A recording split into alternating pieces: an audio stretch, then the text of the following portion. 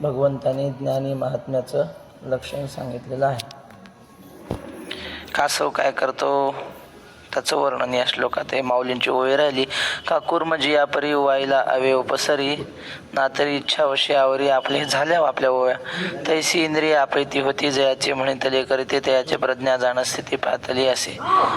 ज्याची इंद्रिय त्याचं ऐकतात तो स्थितप्रज्ञ पुरुष आहे, तो परमात्म्याला प्राप्त झालेला महात्मा आहे असं समजावं. आता श्लोक आहे 59वा. विषया विनिवर्तन्ते निराहारस्य देहिनः रसवर्जं रसोऽप्यस्य परं दृष्ट्वा निवर्तते.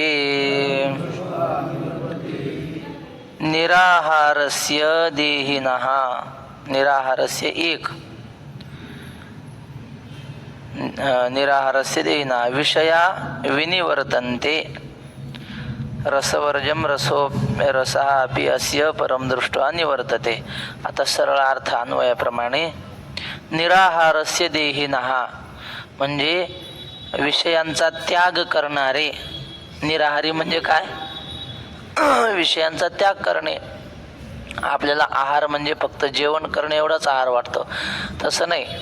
हे जेवण करणं हा झाला आपल्या जिभेचा आहार म्हणा.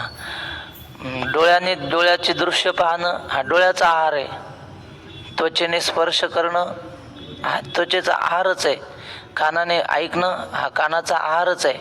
पण साधक काय करतात, या इंद्रियांना त्यांच्या आहारापासून आवरतात, वाईट विषयापासून आवरतात. याला निराहार म्हणायचं.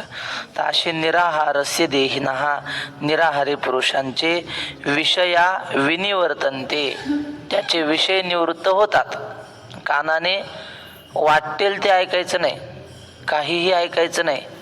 जिभे पुन्हा त्वचेला नको तो स्पर्श द्यायचा नाही. घ्राणाला म्हणजे नाकाला इतर पदार्थांचा सुगंध द्यायचा नाही, नको त्या पदार्थांचा. अशा प्रकारे ते नियम लावतात.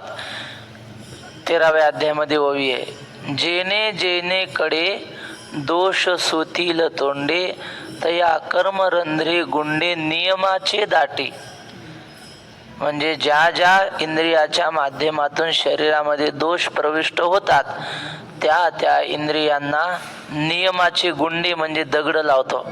म्हणजे आता शेतकरी पाणी द्यायला लागला की ते काय होतं, पाणी पुढे येतच नाही, मध्ये भडोळ्या असतात. भडोळ्या म्हणजे समजलं का तुम्हाला? भेगा, उंदरानं पाडलेले बिळं, जमिनीच्या भेगा, ते सगळं दांडातलं पाणी त्याच्यातच जातंय, पुढं पाणी येतच नाही. मग आता काय करावं, जिथं बिळ असलं ना मग त्याच्यावर दगड ठेवायचा, मग त्याच्यात पाणी जात नाही, पुढे येतं. मग तसं आपली आत्मशक्ती या इंद्रिय विषयामध्येच लुप्त होते, पुढे येतच नाही जीवनाचा उत्कर्ष करताना. मग माऊली म्हणतात तसा तो शेतकरी तिथं आडवा दगड लावतो, तसा साधक नियमाचा दगड लावतो. कानाला काही बी ऐकत नाही. ऐकायचंय ना मग कीर्तन ऐकायचं, ऐकायचंय ना मग प्रवचन ऐकायचं, पिक्चरचे गाणे ऐकायचे नाही, असं कानाला नियम करतो. सगळ्या इंद्रियांना असे नियमाचे गुंडे, गुंडे म्हणजे दगड लावतो असे. असा तो निराहारी. मग त्याचे विषय निवृत्त होतात. पण निवृत्त होतात हे खरं आहे, पण कोणते? रसवर्जम म्हणजे रसना सोडून बाकीचे इंद्रिय तुम्ही त्यांचा विषय सोडू शकता, पण जिभेचा विषय कसं काय सोडणार? कानाने ऐकायचं नाही काही चालते. माणूस कानाने काही जरी नाही ऐकलं, जंगलात राहिला, काय तिथं ऐकू येईल? पक्षी ही सुस्वरे आळविती, बा दुसरं काय ऐकू येणार नाही. झालं, कानाचा विषय संपवला तरी माणूस जिवंत राहू शकतो. त्वचेने कशाला स्पर्श करायचा नाही, आवडेल त्या विषयाला जिवंत राहू शकतो माणूस. घ्राणाने फुलांचा सुगंध घ्यायचा नाही, अत्तर लावायचं नाही, जिवंत राहू शकेल. आता काय राहिलं? डोळ्याने जगाकडे पाहायचं नाही, आवडेल ते विषय पाहायचे नाही, जिवंत राहू शकतो. पण आता जिभेचा विषय, जेवण, रस, जेवणच करायचं नाही, जिवंत राहील का माणूस? का हो? जेवणच करायचं नाही म्हणल्यावर माणूस जिवंत राहू शकत नाही. म्हणजे बाकीचे विषय आवरू शकतो माणूस, पण रसवर्जम रसना सोडून बाकीचे सगळे विषय आवरू शकतात. रसवर्जम. आणि रसहा अपि अस्य परम दृष्ट्वा निवर्तते. त्याचे रसनेचा विषय सुद्धा निवृत्त होतो, पण कधी? परब्रह्माच्या साक्षात्काराने. एकदा परब्रह्माचा साक्षात्कार झाला की मग रसनेचा विषय तो विषय म्हणून सेवन करतच नाही. या विषयामध्ये जो आनंद आहे तो परमात्मा स्वरूपाचाच आनंद आहे अशी त्याची भावना होते. पण साक्षात्कार झाल्यावर मग असा साक्षात्कार झाला की मग रसनेचा विषय सुद्धा सुटला असं सिद्ध होतं. आता ज्ञानोबरांच्या ओव्या. आता हां की विषयाचा जो आहार आहे हो हो बरोबर. जो ब्रह्मज्ञानी मनुष्य आहे त्या विषयाचा आहार न घेता तृप्त. कुठल्या श्लोकाचं वाचलं तुम्ही? 59. नाही ना, आहार न घेता तृप्त.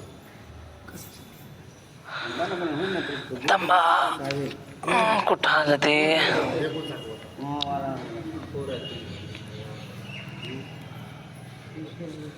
59. हा इथं. आहार न करणाऱ्या प्राण्याचे विषय निवृत्त होतात.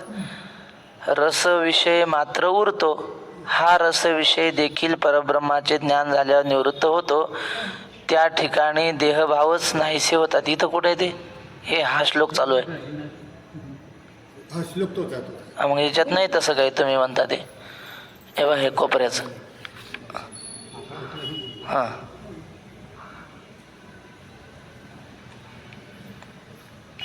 रस विषय देखील ब्रह्माचे ज्ञान झाल्यावर निवृत्त होतो. हो मग तेच सांगितलं. म्हणजे रस विषय आहे ना तर सहसा निवृत्त होऊ शकत नाही ना. आपण उपवास धरू शकतो. किती दिवस निर्जला धरली? 1 दिवस 2 दिवस, आणि त्याच्या पुढं जिवंत राहू शकत नाही माणूस. श्री गुरु चंद्रशेखर महाराज सांगतात एका ठिकाणी वेदाच्या पाठांतराची परीक्षा होती. दूरदूरून विद्यार्थी आले होते. भरपूर बक्षीस होतं. संपूर्ण वेद मुखोद्गत झालेल्या विद्यार्थ्यांना बक्षीस, आणि त्यांच्याकडून पूर्ण वेद म्हणून घ्यायचा. झालं ते आले लांबून लांबून विद्यार्थी. एका विद्यार्थ्याला यायला जरा उशीर झाला. लांबून आला, पायी प्रवास, आणि तो थकून गेलेला होता. 2-3 दिवस झालं त्याला जेवणच मिळलं नाही. पाणी पिऊनच चालत राहिला. आणि मग तो तिथं पोहोचला. त्याला विचारलं गुरुजीने, हा बोल बाळा तुझं पाठ आहे? तो म्हणला पाठ आहे. बसला अशी खाली मान घालून. अंगात शक्ती नव्हती. मन म्हणले. त्याला एकही मंत्र येईना. अरे पाठ आहे म्हणतोस? हो अमक्या गुरुजीकडे शिकलो, गुरुजीचं नाव मोठं, आणि तुला ते एकही मंत्र येईना. मग कोणीतरी म्हणलं महाराज तो लांबून आलाय, त्याला आधी थोडं जेवू द्या, मग पाहू काय असेल. त्याला जेव घातलं. जेवलं की लगेच मंत्र म्हणायला सुरुवात केली. का असं होतं? हा अन्नमय प्राण आहे. हे मानवी शरीर, कुठलंही शरीर असो, अन्नमय. ते शरीरात अन्न असेल तरच बुद्धी चालते, तरच इंद्रिय चालतात, तरच सगळे व्यवहार होतात. म्हणून बाकीचे विषय सोडू शकतो साधक, पण रसवर्जम, रसना सोडून. आता इथं असा अर्थ केला शंकराचार्यांनी किंवा इतर सगळ्याच टीकाकारांनी. रस या शब्दाचा अर्थ पदार्थ, अन्न पदार्थ असा नाही केला, आसक्ती असा अर्थ केला. म्हणजे माणूस सगळे विषय सोडू शकतो. पत्नी सोडली पण मनातली आसक्ती नाही सुटत.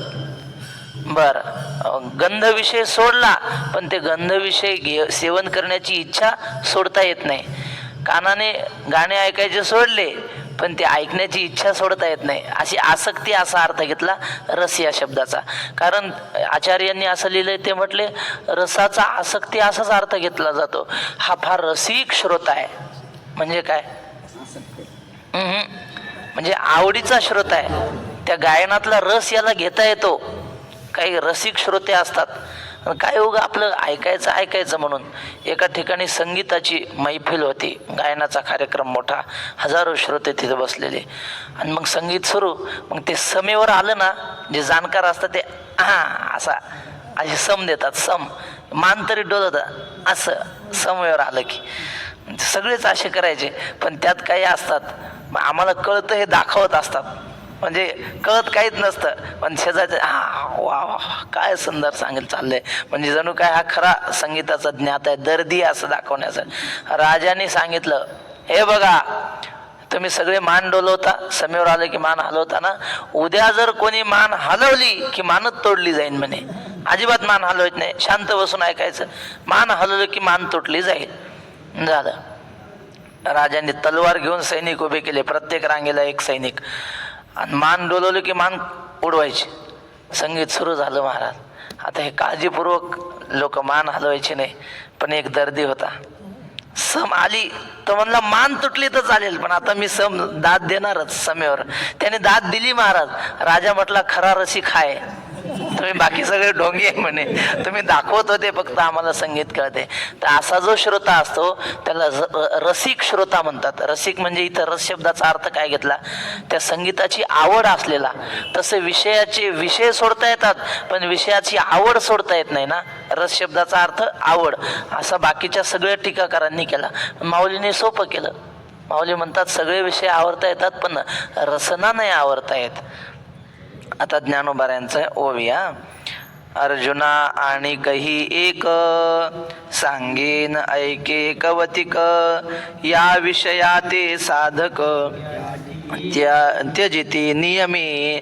अर्जुना आणखी एक तुला सांगतो म्हणले, कौतिक सांगतो. कौतुक म्हणजे जरा नवल सांगतो. या विषया ते साधक त्यजिती नियमे. या विषयांना साधक लोक नियमाने त्यागतात, सोडतात. नियम करावाच लागतो. काही नित्य नियमाविन गळ्यात माळ घातली की काही खायला चालतं का? नाही. जिने विठ्ठल मात्रा घ्यावी त्याने पथ्य सांभाळावी. कबीर महाराज म्हणतात कधी कधी मनाला काही आवडतं, हे खावं वाटतंय, पण मन गया तो जाने दे, मत जाने दे शरीर, ना खेचे कमान तो कहाँ लगेगा तीर. आमच्या आम्ही शिबिर घेत असतो दरवर्षी. त्या शिबिरात एक मोठा माणूस आला, श्रीमंत. तो म्हणला, त्याने म्हणजे आई वडिलाची फार सेवा करतो. त्यांना म्हटलं तुम्ही जरा आई वडिलांचं महत्त्व सांगा मुलांना. तो म्हणलं मी 30 वर्ष झाली आई वडिलाच्या पाया पडल्याशिवाय घराच्या बाहेर निघलो नाही, त्यामुळं मला कधीच अपयश येत नाही. म्हणलं तुमचा हा अनुभव मुलांना सांगा म्हणजे मुलांना प्रेरणा मिळेल. सांगितलं त्याने. पण बोलता बोलता शेवटी काय म्हणलं, पण हे बघा म्हणले माझ्या गळ्यात माळ नाही. माळ का घालत नाही? तो म्हणे मला असं वाटते, समजा आपल्याला एखादा पदार्थ खाऊ वाटला आणि तो आपण खाल्ला नाही तर खाल्ल्यासारखंच झालं असं वाटतंय, म्हणून मी माळ घालत नाही. म्हणजे मनाला वाटतं ना खावं म्हणून खातो, असं तो म्हणला. मग मनाला तर काही वाटन आहे की नाही? मग मनाला काही वाटलं ते करायचंच का? मग असं नसतं. मनाचा स्वभाव आहे, मन खालारा दावे पाणी, ते वाईट विषयाकडेच जाते, पण ते केलंच पाहिजे असं नाही. मन गया तो जाने दे, त्याचं जाणं काम आहे. मत जाने दे शरीर. कबीर महाराज म्हणतात शरीर जाऊ द्यायचं नाही, याला नियम म्हणतात. आणि अशा नियमाने साधक इंद्रियांना आवरतात. विषया ते साधक त्यजिती नियमे. श्रोत्रादी इंद्रिये आवरती. श्रोत्रादी म्हणजे काय? श्रोत्र म्हणजे कान. आदी म्हटलं की मग नाक, डोळे, अजून काय घ्यायचं, त्वचा. या इंद्रियांना ते आवरतात. परी रसने नियमो न करीती. पण जिभेला नियम करत नाहीत, काही खातात. त्याला काय होतंय म्हणतात अन्न हे पूर्ण ब्रह्म. हॉटेलातलं अन्न पूर्ण ब्रह्म नाही का? आणि तुमच्या पंक्तीचंच तेवढं पूर्ण ब्रह्म, हॉटेलातलं नाही का? चालतं. नाही भेद म्हणून भलतेची आचरे आणि मोकळा विचारे मन असावे. तुकाराम महाराज म्हणतात काय, आता रंगनाथ गुरुजींना कोणीतरी म्हणलं गुरुजी सगळं ब्रह्मच आहे ना, मग हॉटेलात गेलं तर काय बिघडलं? मग गुरुजी म्हणले सगळ्यात ब्रह्म आहे, चराचरामध्ये ब्रह्म आहे. एनड्रिलच्या बाटलीतही ब्रह्म आहे, घेतो का म्हणले? त्याच्यातही ब्रह्म आहे ना, मग ते घ्यायचं नाही. तसं नसतंय. व्यवहार व्यवहाराच्या ठिकाणी, तत्व तत्वाच्या ठिकाणी. मग ब्रह्म आहे म्हणलं डुकर कमरेवर घेऊन फिरलं चालतंय का कडेवर? त्याच्यातही ब्रह्म आहे. तसं नाही. भेदाभेद भ्रम अमंगळ, विष्णुमय जग हे बरोबर आहे, वैष्णवाचा धर्म. भेदाभेद भ्रम अमंगळ म्हणजे काय? भेद अमंगळ आहे बरोबर आहे, अभेद अमंगळ कसं काय? तर ते काशी आपले आळंदीचे स्वामी आनंद आश्रम स्वामी ते सांगायचे जिथं भेद आहे ना तिथं भेदच पाहायचा. भेदाच्या ठिकाणी अभेद पाहिला तर अमंगळ आहे, आणि अभेदाच्या ठिकाणी भेद पाहिला तर अमंगळ आहे. म्हणजे काय? कुत्रा डुक्कर यांची उपाधी आहे ना, ती उपाधी व्यवहाराच्या दृष्टीनं थोडी दूरच ठेवायची. आतला आत्मा त्यांचा परब्रह्मरूप आहे असं जाणायचं. विद्या विनय संपन्ने ब्राह्मणे गवी हस्तिनी शुनीचैव श्वपाकेच पंडिता समदर्शिना म्हटलंय. त्यांच्यातला देव पाहतो तो. त्याला कडेवर घेऊन फिरायचं नाही, गादीवर आणून झोपवायचं नाही कुत्र्याला. त्याची जागा ठरलेली तिथंच, त्याच्यातला देव पाहायचा, त्याला भाकर टाकायची. असं भेदाभेद बनवून झालं. कुठून गेलं ते? रसने नियमो न करीते. माणसं सगळी इंद्रिय आवरतात, पण मग जिभेलाच आवरत नाही. एक माणूस लय जाड जूड असा, लोक म्हणले अरे जाडी कमी कर जरा, नाही तर काही रोग होईल. बरं, तब्येत वाढताना वाढते, पण कमी करायला लय अवघडलं, कमी होतच नाही शक्यतो. करतात लोक, पण त्याला लय कष्ट पडतात. मग त्याला सांगितलं कोणीतरी तब्येत जास्त झाली, कमी करा. गेला तो डॉक्टरकडे. एका डॉक्टरला सांगितलं असं तब्येत कमी करायची, काय करू, औषध द्या, औषध काहीतरी. डॉक्टर म्हणले तुमचं जेवण किती सांगा. तर म्हणलं काही नाही, सकाळी 10 चपात्या, सकाळी नाश्ता असतो काय पोहे वगैरे, आणि त्यानंतर दुपारच्या जेवणाला 10 चपात्या, समजा 1 लिटर भर वरण, भात 1/2 किलो तांदळाचं, एवढं मला एकट्याला लागतं. बरं. संध्याकाळी जवळजवळ तेवढंच म्हणे. म्हणजे दिवसाच्या चपात्या किती झाल्या? 20 चपात्या. आणि तुमच्याकडल्या नाही, पुणे जिल्ह्यातल्या, आमच्या मराठवाड्यातल्या चपात्या, एका चपाती 3 चपात्या होतील असं. शेतकऱ्याच्या चपात्या. मग डॉक्टर म्हणलं हे बघा लिहून घ्या, तुम्हाला औषध देतो. तुम्ही दिवसाच्या 20 चपात्या खाताना लिहून घ्या, 10 चपात्या, 1/2 किलो तांदळाचा भात खाताना अर्धा पाव करा. लिटर भर वरण त्याचं अर्ध करा. हेच तुमचं औषध लिहून दिलं डॉक्टरने. तो घरी आला आणि विचार करू लागला, दवाखान्यातलं औषध जेवल्यानंतर घ्यायचं असतं ना, का आधी घ्यायचं असतं? जेवल्यानंतर. मग त्यानं रोजच्या इतका स्वयंपाक करायला लावला आणि पुन्हा औषधाचा स्वयंपाक करायला लावला. महिनाभर कोर्स केला आणि महिन्याने डॉक्टरला भेटायला गेला. कमी झाला असेल की वाढला असेल. मग काय उपयोग? रसवर्जम म्हणजे बाकी सगळे विषय आवडतात, आणि रसिलनाला किती बी खायचं आणि काही बी खायचं. ते डोंगरेजी महाराज म्हणले एकादशीच्या दिवशी सुद्धा लोक, डोंगरेजी महाराजांचं वाक्य आहे, कुछ लोग एकादशी के दिन दिवाळी मनाते हैं, असं ते म्हणायचे. म्हणजे काय दिवाळी मनाते म्हणजे वेगवेगळे पदार्थ करून खातात एकादशीच्या दिवशी. आरोग्यशास्त्र सांगतं की 15 दिवसातून 1 दिवस जर आपण उपवाशी राहिलो ना, कुठलाच आजार होत नाही आपल्याला. कॅन्सरही होत नाही, BP होत नाही, काहीच नाही. फक्त महिन्यातून 2 दिवस उपवाशी राहायचं, दर 15 दिवसाला एकदा. म्हणजे कोणतं? एकादशी. साधू संतांनी लिहून ठेवलंय ते. आरोग्यशास्त्र सांगतं जर आपण उपवाशी राहिलो तर हा पोटामध्ये अग्नी असतो, आणि तो अग्नी त्याला काहीतरी पाहिजे. तुम्ही जर अन्न नाही टाकलं तर मग तो पोटातलं काहीतरी जाळतो म्हणजे रॉ मटेरियल जाळतो.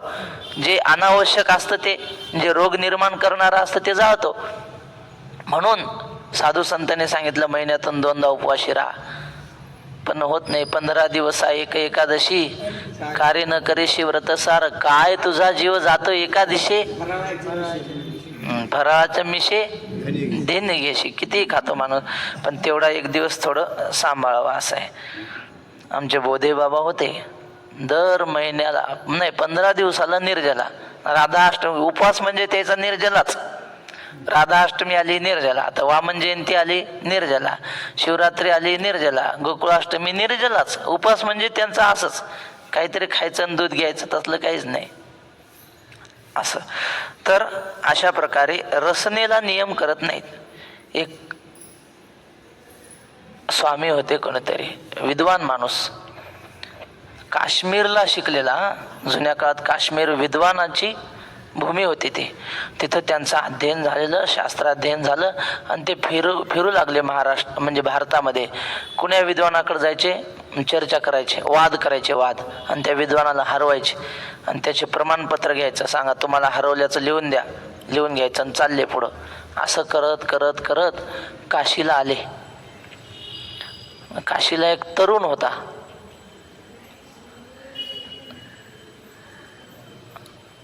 आणि नाही माफ करा, हा जो विद्वान होता की नाही फिरणारा, हाच तरुण होता. आणि काशीला एक वयस्कर विद्वान म्हातारा, त्याच्याकडे तो आला. काशीमध्ये त्यांची फार कीर्ती की हे बाबा फार हुशार आहेत, फार विद्वान आहेत, भारतभर त्यांची कीर्ती आहे. मग हा तरुण त्यांच्याकडे गेला, म्हणला मला तुमच्याशी वाद करायचा आहे. हे बघा मी सगळ्या भारतातल्या पंडितांना हरवून आलो, त्यांचे प्रमाणपत्र. बसले वादाला. पण आता कितीही जरी झालं, माणूस ज्ञानाने, पुस्तकाच्या ज्ञानाने मोठा होईल, अनुभवाचं ज्ञान म्हाताऱ्या माणसाला जास्त. मग त्या म्हाताऱ्या माणसानं असे काही प्रश्न केले की ह्याला काही उत्तर देता येईना. हारला तो. कोण? तो तरुण भारतभर फिरून आलेला इथं हारला काशीमध्ये. आणि मग त्याने ठरवलं मी कुणाकडूनच आजपर्यंत हारलो नाही, आणि या बाबांनी मला हरवलं ना, उद्या मी जाहीर आत्मदहन करणार, आत्महत्या करणार, संपवणार माझा देह. आता जगून काय उपयोग? जाणतेने तवची जियावे जवा अपकीर्ती अंगा नसेवे. मग आता आपण हरलो ही अपकीर्ती आपल्याला ऐकायची नाही, जीवन संपवायचं. म्हणून त्या सगळ्या काशीमध्ये बातमी पसरली, सगळे लोक जमा झाले दुसऱ्या दिवशी. पण जो म्हातारा विद्वान होता की नाही, त्याला वाटलं आपल्या बोलण्याने किंवा आपल्या विद्वत्तेने एखाद्याला आत्महत्या करण्याची इच्छा व्हावी. आपल्या बोलण्यात काय अर्थ आहे? आजपासून बोलायचंच नाही. त्यांनी काय केलं, बोलता येऊ नये म्हणून जिभेला अशी काडी बांधली, छडी अशी. बोलायचंच नाही आजपासून. जेवण करायचं असं काही नाही, रस करायचा कशाच तरी आणि ते ओतायचा वरून आकारून, पण जिभेने बोलता नाही आलं पाहिजे. जिभेला लाकूड बांधून ठेवलं त्या म्हाताऱ्या विद्वानाने. त्यांचं पुढे नाव काष्टजिव्हा स्वामी असं नाव झालं. असं ते कृष्णचंद्र ठाकूरजी त्यांच्या कथेत आम्ही ऐकलं होते. तर बाकीची इंद्रिय आवडतात, पण रसनेला नियम करता येत नाही. मग आता हे बोलण्याविषयी नियम झाला, पण खाणं तर चालूच राहतं ना, काहीतरी पोटात टाकावंच लागतं. रसने नियमो न करीती ते सहस्रधा कवळी जती विषयी ही. मग असे जे असतील, म्हणजे आता जो दृष्टांत सांगितला तो विषयाला अनुसरून नाही, फक्त रसनेचा नियम याच्यावर मला आठवलं म्हणून सांगितलं. माणसं बाकी सगळी इंद्रिय आवडतात आणि जीभ मोकळी सोडली तर मग काय होतं? माऊली म्हणतात ते सहस्रधा कवळी जती विषयी इही. ते हजारो प्रकारांनी, विषयांनी घेराव घातला जातो त्या व्यक्तीला. सांगू का? आता थोडं जड आहे ऐकायला, पण मग सांगतो. वैकुंठवासी वक्ते बाबांनी सांगितलं होतं, एकदा लक्ष्मणाने प्रभू रामचंद्राला विचारलं, देवा ब्रह्मज्ञान कशाने होईल ते सांगा. देवानं विचार केला. देव म्हणले, लक्ष्मणा मला सांगता यायचं नाही, तुला विचारायचं असेल तर महादेवाला विचार म्हणले जाऊन. काही गोष्टी अशा असतात जवळच्या माणसाला सांगता येत नाही, आहे की नाही? म्हणले जा महादेवाला माझा निरोप सांग, महादेव तुला सांगतील. गेला लक्ष्मण महादेवाकडे. हे बसले होते आपले हरी हरी हरी मंत्र हा शिवाचा भजन करत बसले. लक्ष्मण गेला, दर्शन घेतलं, महादेवाने नमस्कार केला. कसं काय नाही केलं? म्हणले आमचे रामप्रभूने पाठवलं. कशा करता? काय नाही म्हणले, ब्रह्मज्ञान कशाने होईल हा प्रश्न विचारायला तुमच्याकडे पाठवलं, तुम्ही उत्तर द्याल असं त्यांनी सांगितलं. महादेव ताडकन उठले, जीभ धरली एका हातात आणि शिश्न धरले एका हातात आणि उभे राहिले. लक्ष्मणला काय विचित्र माणूस आहे, आपण बोलतोय काय, हा करतोय काय. गेला निघून लक्ष्मण रामप्रभू पुढे. दिलं का लक्ष्मणा उत्तर? काय देवा तुम्ही येडेन, ते तर लय भूतच आहे म्हणले, ते काय खरं नाही. काय आलं आगत स्वागत काय या बसा काय नाही. मी विचारला प्रश्न तो असा विचित्र म्हणून उभा राहिला माझ्या पुढं. देवानं सांगितलं, लक्ष्मणा विचित्र नाही, तुझ्या प्रश्नाचं उत्तर दिलं म्हणले. ज्याला ब्रह्मज्ञान पाहिजे ना त्याने हे दोन इंद्रिय ताब्यात ठेवायची, ब्रह्मज्ञान आपोआप होतं. तो का म्हणे फार नाही लागत व्यवहार, लय व्यवहार काही करावं लागत नाही, दोन इंद्रिय आवरायची. तुकाराम महाराज म्हणतात ना, रसना शिसनाची अंकित आणि तुका म्हणे वर्दळ स्फित. ज्याने जीभ आवरली त्याला सगळंच आवरता आलं. नाहीतर ते कबीर महाराज म्हणतात, तित्तर कंकर भक्षत है उसको सतावे काम, आणि जो घी शक्कर भक्षत है उनकी जाने राम. तित्तर नावाचा पक्षी असतो, तो खडे खातो आणि त्याला लेकर बाळ होतात. आणि जे रोज चक्का बासुंदी गुलाबजामू खातात आणि त्यांचं काय होत असे, ते उनकी जाने राम, ते देवाला माहीत म्हणले. सांगण्याचं तात्पर्य काय? रसनेला आवरलं, जितम सर्वम जिते रसे असं म्हटलंय. हा, रसना जिंकली की सगळं जग जिंकलं. पण हे काय करतात, तेवढंच आवरत नाहीत जिभेला, मग बाकी सगळं आवरून काय उपयोग. मग आता माऊली उदाहरण देतात आपल्या शेतीतलं. जैसी वरी वरी पालवी खुडीजे आणि मुळी उदक घालीजे, तरी कैसेनी नाशू निपजे तया वृक्षा. वर शेतात बोरीच्या पालव्या येतात, बाबळीच्या पालव्या येतात ना, असे खुरपायला गेलेले शेतात, कुऱ्हाड बिराड काय नाही, इळा होता इळा, त्या इळ्यानं कापून घेतली पालवी, संपली आता पालवी झाली, आणि पुन्हा पाणी दिलं, मग ती पालवी काय होते. पुढच्या वेळेत माऊली सांगतात, माऊलीने कुठं काम केलं शेतात काय की, आणि मुळी उदक घालेले तरी कैशीने नाशू निपजे ते या वृक्षा. वरवर पालवी कापली आणि मुळाला पाणी घातलं, मग ते कसं काय झाड संपल. काय होतं त्याचं, तो उदकाची निबळे अधिके जैसा आडवेनी अंगे फाके तैसा मानसी विषोपोखे रसनाद्वारे. त्या वरवर कापलेल्या पालवीला जर पाणी घातलं ना, ते पाण्याच्या जोरावर ते पालवी आडवी फुटते, आडवी माऊली म्हणतात. हा हो, हरभरा खुडतात, खुडल्याशिवाय वाढतच नाही ते. म्हणजे खुडण्याचा उपयोग काय झाला, वाढण्यासाठी उपयोग झाला. तसं इतर इंद्रिय आवरले जातात आणि जिभेला चालूच आहे, आवडेल ते खाऊ घालायचं, आवडेल ते खाऊ घालायचं, आणि मग काय होतं, मग बाकीच्या इंद्रियांना आवरून काहीच उपयोग होत नाही. वा, काय तुकाराम महाराज म्हणतात, रसना अनावरण तुका म्हणे डोंगव आहे. बर, तैसा मानसी विश्वपोखे रसनाद्वारे. ती पालवी जशी कापली की मग पाणी दिल्यावर आडवी फुटते, तसं बाकीची इंद्रिय आवरले, जिभेला चालूच आहे खाऊ घालणं, मग ते आडवे फुटतात, म्हणजे बाकीच्या इंद्रियांना आणखी ताकद येते. एरा इंद्रिया विषय तुटे तैसा नियमो नये रस हटे, जे जीवन हे न घटे नवीन. मग महाराज कसं काय इंद्रिय आवरावं, रसनेला म्हणजे इतर इंद्रियांना विषय आवरता येतात, त्यांचा विषय तोडून टाकता येतो. तैसा नियमो नये रस हटे, पण रसनेच्या बाबतीत आग्रहाने तो नियम करता येत नाही. मी काहीच खाणार नाही असं म्हणता येत नाही. 6व्या अध्यायात ओवी बघा. म्हणून ते हे नाही का आपलं, पण आवाज चालूच राहते ना काका. हा झालं, बरोबर झालं. नाही, अशी ओवी आहे की म्हणून अतिशय विषय सेवावा तैसा विरोध न व्हावा, का सर्वथा निरोध हवा हेही नको. म्हणजे नाट्यच न तस्तु योगोस्ती, म्हणजे सर्व प्रकारे आहार सोडूनच द्यावा असं नाही करायचं. आहार तरी सेविजे परे युक्तीचे नि मापे मविजे, क्रिया जाता आचरिजे तयाची स्थिती. आहार सेवन करावं पण युक्तीच्या मापाने. ज्ञानेश्वर महाराजांनी असं नाही लिहिलं 2 चपात्या खाव्या, 2 भाकरी खाव्या आणि 10 चपात्या, असं काहीच नाही.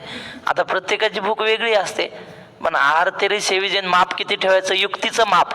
युक्तीचं माप म्हणजे आपण आपली युक्ती ठरवायची की किती खाल्लं म्हणजे आपल्याला आळस येणार नाही, किती म्हणजे कमी खाल्लं म्हणजे आपल्याला अशक्तपणा येणार नाही.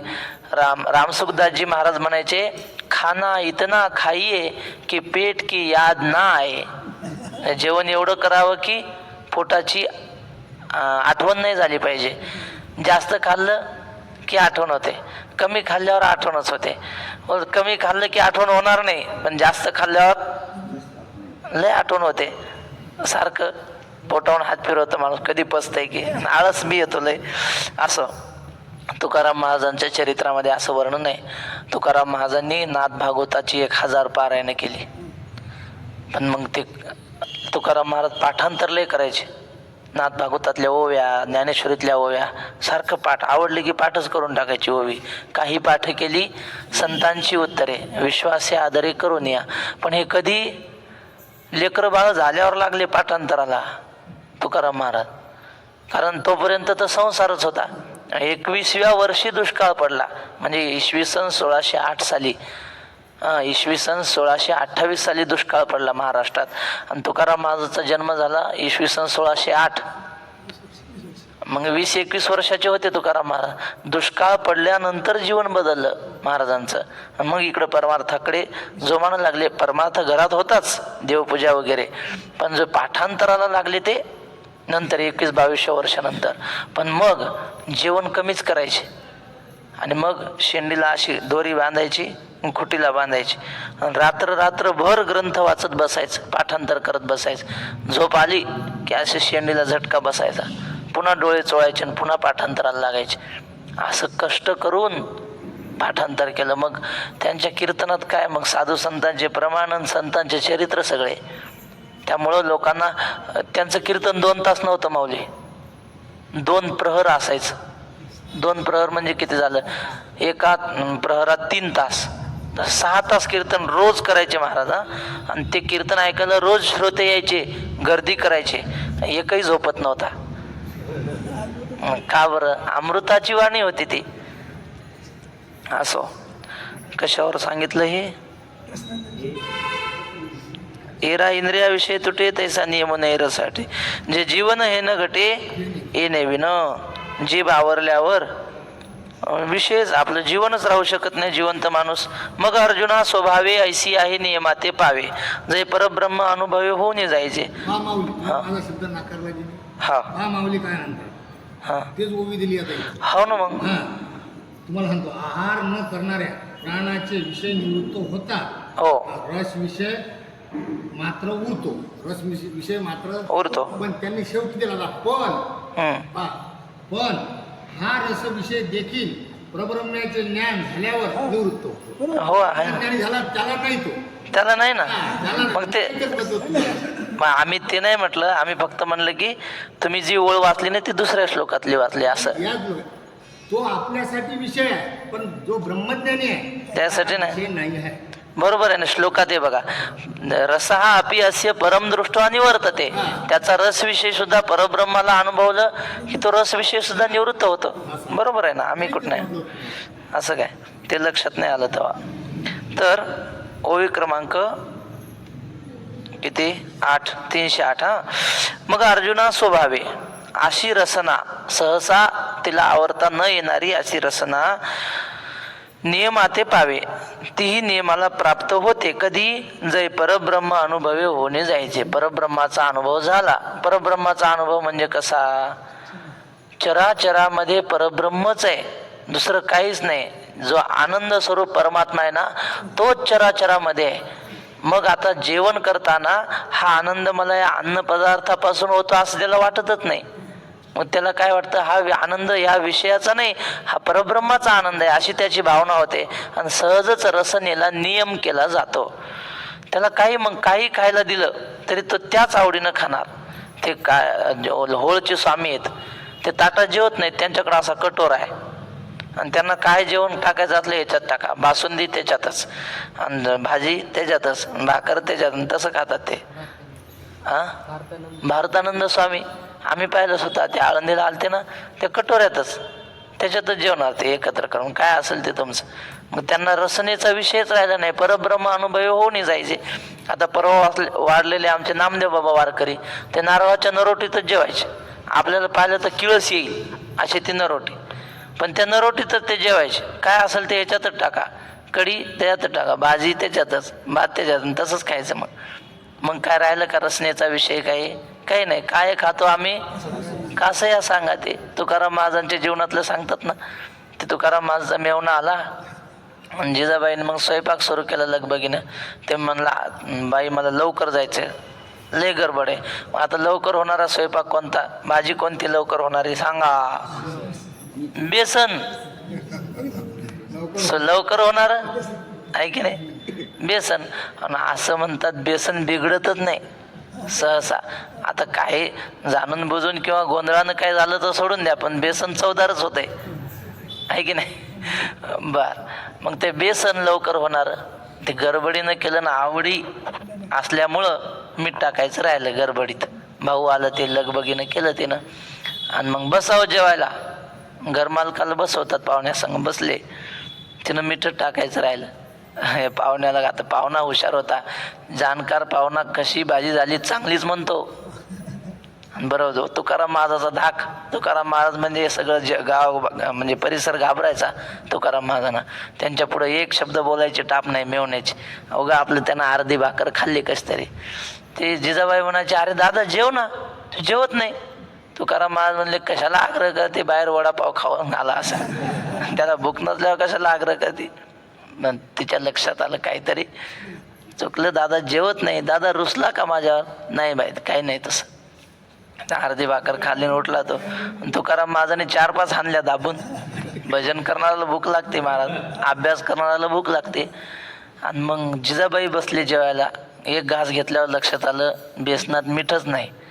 मग तिच्या लक्षात आलं दादा का जेवला नाही. तुकाराम माझा धावूनच गेली. जिजाबाई, तुम्हाला कळत नव्हतं का म्हणले, तुम्ही सांगू नये का बेसनात मीठ नाही. तुकाराम महाराज म्हणले मीठ नाही ही चूक तुझी का माझी? ती म्हणली माझी. मग माझ्यावर कशाला रागावते म्हणते, चूक तुझी रागावते माझ्यावर. अहो तसं नाही, पण तुम्ही सांगायचं ना मीठ कमी, तुम्हाला कळलं नाही का? तुकाराम महाराज म्हणले जे खरं सांगतो, कळलंच नाही. आणि मी काय खातोय मलाच कळत नाही तर तुला काय सांगू म्हणे. कशासोबत खातो हे मला माहीत नाही का? आम्ही नामस्मरण करत जेवतो, कशासोबत काय खातो याचा आम्हाला, आम्ही रस याचा घेत नाही. जिव्हे गोड 3 अक्षरांचा रस, अमृत जयास पिके पुढे. याला कोण विचारता अन्नाला? आमची रसना तिकडं गुंतलेली आहे त्या अमृताच्या रसामध्ये. त्यामुळे रसना एरा रसा विटे आणि घेटा घोटे अधिक आहे, ते रस आवडतो आम्हाला. त्यामुळे या रसात आमची जिव्हा नाही. तसं परब्रह्माचा अनुभव झाला की मग रसनेला सहज आळा बसतो तिच्या नियमाला. बरोबर आहे. तैसे शरीर भाव नासती, तै शरीर भाव नासती, इंद्रिये विषय विसरती, जै सोहम भाव प्रतीती प्रकट होय. तेव्हा शरीराची सगळ्या भावना, शरीराच्या सगळ्या इच्छा आकांक्षा सगळ्या निवृत्त होतात. शरीर भाव नासती, इंद्रिये विषय विसरती, इंद्रियांना विषयाची काही आठवण होत नाही. काल आपण सांगितलेली ओवी, नायक आवे ते कानची वाळी, न पहावे ते दिठीची गाळी, आणि अवाच्य ते टाळी जिव्हाची गा. काही माणसं असेत एकादशीच्या दिवशी त्यांना भूकच लागत नाही, त्यांच्यासमोर काही पदार्थ आणून ठेवा ते खाणं दूर, खाण्याची इच्छाच होत नाही, त्यांच्या स्वभावातच येत नाही ते, असं होतं. तसं एकदा परब्रह्म अनुभूती झाली ना, जगातल्या विषयाचं सेवन करण्याची इच्छाच होत नाही महाराज, घेणं तर दूरच. विषय इंद्रिय विषय विसरती, जय सोहम भाव प्रतीती प्रगट होय. आमचे आळंदीला सद्गुरू जोग महाराजांची संस्था आहे ना, त्यांना जोग महाराजांना हे होते शुगर, मराठीत काय म्हणतात, मधुमेह होता. त्यामुळं मग एक कोणीतरी मोठे साहेब आले भेटायला त्यांना. मग त्यांना सरबत केलं साहेबांना, महाराजांना नाही केलं. पण एका पेल्यात साखर टाकली आणि एका पेल्यात असंच. मामासाहेबांनी लिहिलं, मामासाहेब म्हणले मीच केलं होतं ते शरबत आणि दिलं म्हणले. पण माझ्याकडून चूक अशी झाली म्हणले, उलट झालं. ते बिना साखरेचं साहेबाला गेलं आणि साखरेचं जोग महाराजांना दिलं गेलं. आणि मग त्या दोघांनी सुरुवात केली प्यायला. तर साहेब काही पिना म्हणजे महाराजाच्या धाकाने त्यानं पिलं. पण पिल्यानंतर म्हणलं महाराज जरा साखर कमी होते बरं का सरबतात. मग मामांच्या लक्षात आला आपण असा गोंधळ केला. मग मामा म्हणले, आम्ही विचारलं जोग महाराजांना, महाराज तुमच्या पेल्यात गोड होतं का सरबत? कोणाला माहीत नाही, गोड होतं की नाही काय आम्हाला माहीत नाही. म्हणजे त्याच्यात त्यांचा रसच नसतो, त्यांची वृत्ती गुंतलेली परब्रह्माकडे. जेवायला बसले जोग महाराज, मामासाहेब म्हणायचे, महाराज चपाती वाढू का? तुम्हाला वाढायची असली तर वाढा, असं म्हणाय. तुम्हाला वाढायची असली तर वाढा. जोग महाराज खडी साखर आणि लोणी खायचे रोज. एक जण आला, म्हणला, काय महाराज तुम्ही साधू माणसाने कसं खाल्लं पाहिजे, जे मिळेल ते खाल्लं पाहिजे, आणि तुम्ही तर खडी साखर आणि लोणीन खाता, कसं काय? महाराज म्हणले, मग आता काय म्हशीचं आंबवून खाऊ का म्हणे. ते पैलवान होते महाराज, त्यांना ते लागायचं रोज. साधू असला म्हणजे त्याला काय हे अन्नपदार्थ खात नाही असं थोडंच आहे, खातो तो, पण त्यातला आनंद तो पदार्थाचा मानत नाही, तो परब्रह्माचा आनंद मानतो. मुक्ताबाई समोर मांडे केले होते की नाही मुक्ताबाईने? कोणाला खाऊ वाटले होते? निवृत्तीनाथांना. पण काय मांड्यासाठी ते लीला करायची होती त्यांना, त्या काय आपल्यासारखे जिव्हालोलूप होते का ते? नाही. इच्छा झाली त्यांना, पण त्या मांड्यातला आनंद त्याचा नाही, तो परब्रह्माचा आहे, अशी त्यांची भावना. म्हणून सोहम भाव प्रतीती प्रगट होय झाले. सोहम भाव म्हणजे 6 अहम. 6 म्हणजे तो परमात्मा, अहम म्हणजे मी, तो परमात्मा मी आहे. जगामध्ये व्यापक स्वरूपात जो परमात्मा आहे तो परमात्मा आणि मी एकच आहोत, याला सोहम सहा अहम असं म्हणतात. अशा प्रकारची भावना जेव्हा प्रगट होते तेव्हा सगळी इंद्रिय विषय विसरतात. पुंडलिक वरदा हरी विठ्ठल श्री ज्ञानदेव.